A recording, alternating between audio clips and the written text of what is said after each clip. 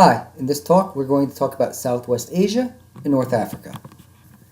As we look at a map here, the actual continent of Africa is separated in this World Regional Geography book between the North Africa and Sub-Saharan Africa, and Northern Africa is also included with Southwest Asia, or sometimes the term Middle East, that extends from Iran all the way over to the Western Sahara.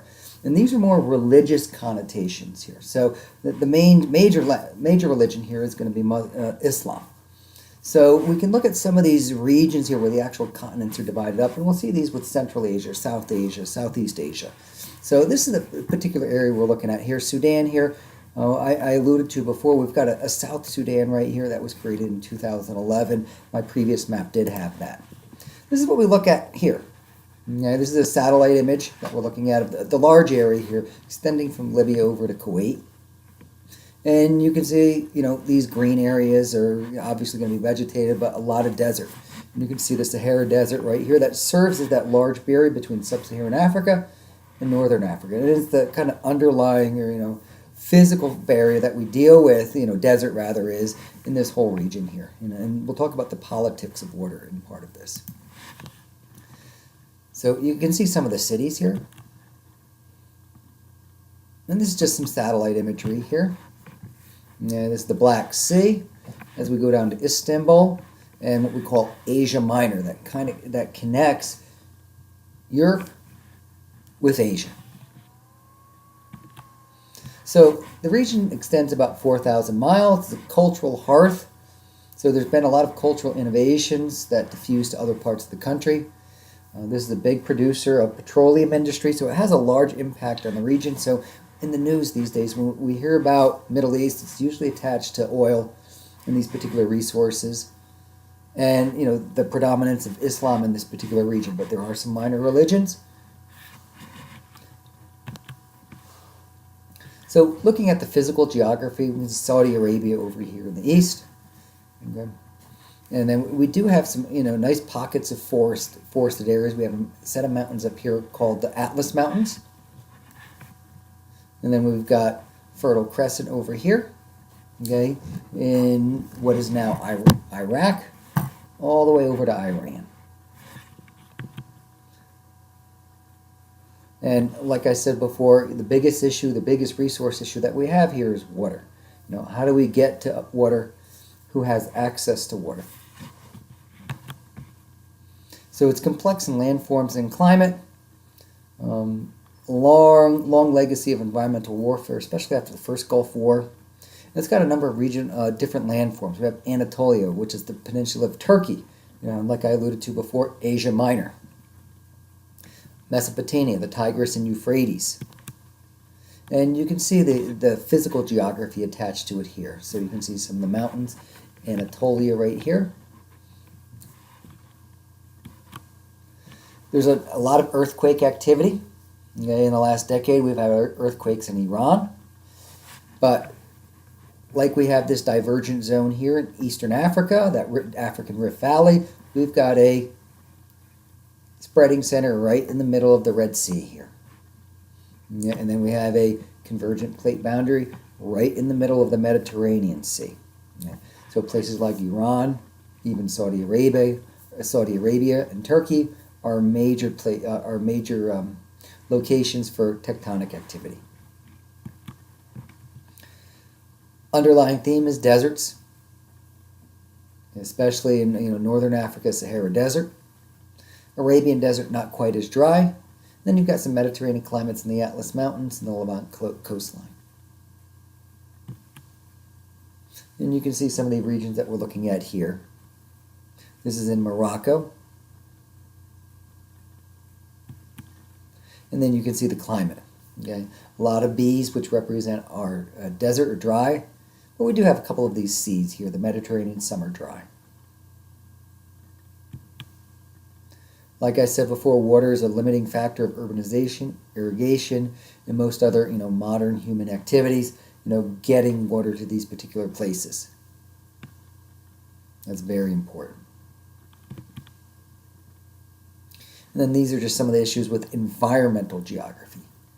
These days, mankind's impact on the environment. So combined with how we manage this, as well as the physical geography that we're talking about. We've had the damming of waters, the High Aswan Dam, which dammed up the Nile. And then, like I said before, hydropolitics. Population, more than 500 million people live in this region. And then about 80 million people live within 10 miles of the Nile River in Egypt. But a lot of places that are sparsely populated due to this lack of water. Thought this was interesting. This is from a MODIS imagery. But you can look at Egypt here and the Sinai Peninsula right here as we move over here to Israel. And then looking at a dot density map, we can see where people are located. So along the coasts here, you can see the Nile River Delta right here. You can see the Middle East here. We've got Syria, Egypt, Iran, and then right tucked in here is Israel. And then moving south, we've got Sudan. And then we can look at the percent urban as a result of this. And a lot of this is based on this access to water. So this slide gets into some of the rural settlement patterns as a result of water. The whole idea of pastoral nomadicism.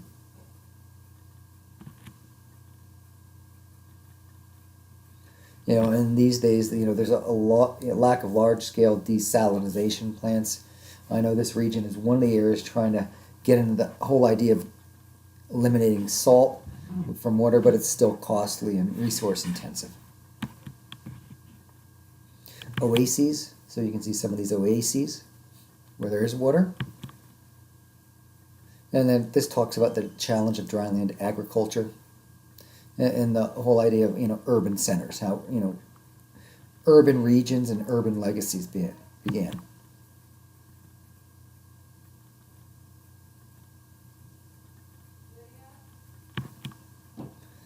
Thought this was neat. These are some satellite images of Dubai.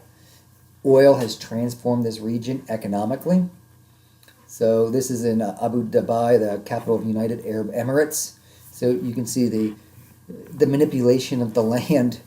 And I've got some imagery here, which I thought was neat from Google Maps. This is in the city of Dubai.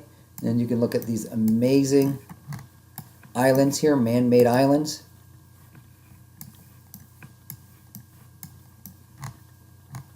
You know, just absolutely amazing. You know, they're taking the sand from out here and creating these lands. Here's another one here. These are actually individual islands that people can live on. Thought these were amazing. And a lot of this proliferation is due to the oil industry. Okay? So these are one of the areas that are central to oil, the manufacturing of oil, and our dependency on oil, and especially the Middle East. So these are some of the places there. Skyscrapers. And then we have shifting demographic patterns. Okay, it's not quite as stark as Africa, but we still have a fairly young population. So this increasing population is going to place a strain on cities and water supplies. It's the hearth of Judeo-Christian tradition, as well as the emergence of Islam. So this is, you know, the center for a lot of your major, you know, I think the term is Abrahamic religions. And you can see Jerusalem here. And you can see the modern religions. So we have Islam, the two different sects of Islam. We've got Judaism here, and we do have some Christianity around some other regions here. And then we can see the spread of Islam over time. Okay, and like I think I alluded to before, Indonesia is actually the most populous Muslim nation, but not percentage-wise, but the actual number of people, since Indonesia is the 4th most populated country in the world. And just looking at this percent Islam, so we can see this whole idea of distance decay. You know, further away you get, the less from the hearth. You can see some of the issues related to the status of women in some of these countries. And then economy. And we can see some of the economic and the participation of women in goods and services in our formal economy in these particular countries. Religious geography, like I said before, there's a lot of theocracies, meaning, these are religious leaders who also run these countries. So this talks about the different divisions, other types of culture groups, and then the language families here. And then we can see Kurdish, okay, and we've heard that term Kurdistan from Iraq, but this is a nation here, but it's a minority in Iran, Syria, Iraq, and Turkey, so they don't make up a majority in any one of these countries. And then the colonial influences here. So over here in the Middle East, there's we can see the Ottoman influence. We've got French over here. We've got Spanish, Italian here with Libya.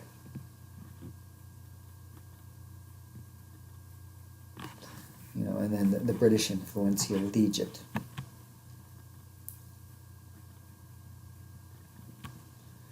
Like I mentioned before, the colonial influence, the Suez Canal that was manufactured by the British, or engineered by the British, to link the Mediterranean and the Red Sea, so people didn't have to go around Africa.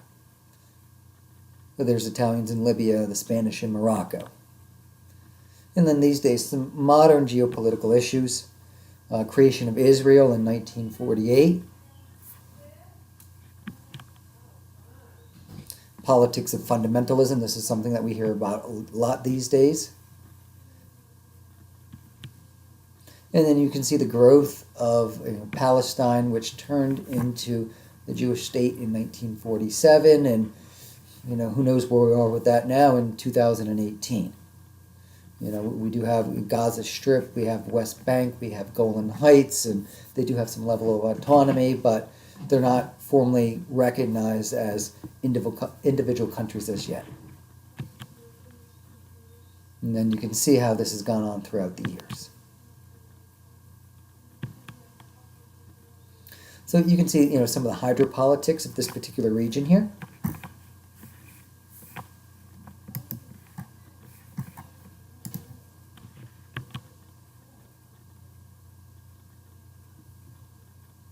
And then some of the countries with internal conflicts. You can see this alludes to Sudan. There is now a new country called South Sudan. One of the least developed countries in the world right now, looking to get a foothold. And then Turkey is the only entirely secular state in the Middle East, meaning it's not theocratic.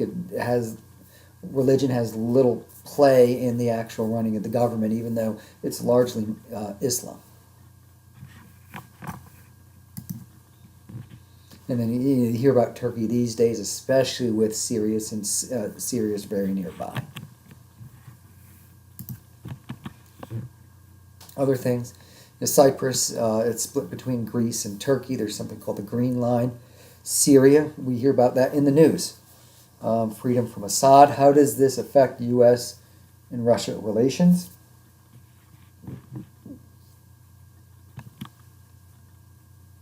Some of the geopolitics we saw before in the 90s. And we had the Gulf War. So Iraqi troops, when they retreated from Kuwait, because they invaded Kuwait, this shows some of the imagery and the environmental degradation as a result of that. And then just some uncertain political futures. Iran and Iraq were in a war throughout the 80s. And how does this affect us? How does it affect relations? And a lot of the U.S. interest based on oil dependence. So it'll be interesting to see how this moves in the future. And like I mentioned before, the geography of fossil fuels. And then what's going to happen when we start to migrate to renewable energy sources? What's going to happen to these countries?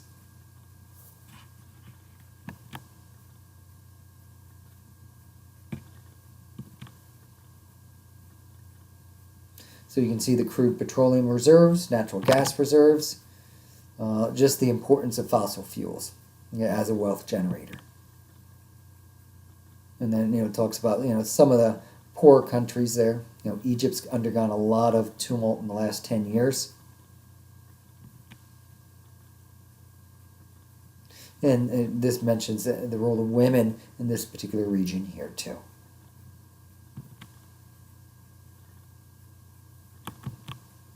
And the geography of tourism. There's a lot of historical sites, places of religious significance that draw a lot of people, but there's still fundamentalism, terrorism that we hear about in this region. So how do we avail these and open up these opportunities for people to visit? So places like Turkey and Egypt and Israel are popular, fairly convenient. So you can see a map here of international tourism receipts in these countries versus some of these other ones. And that's about it for Southwest Asia and North Africa.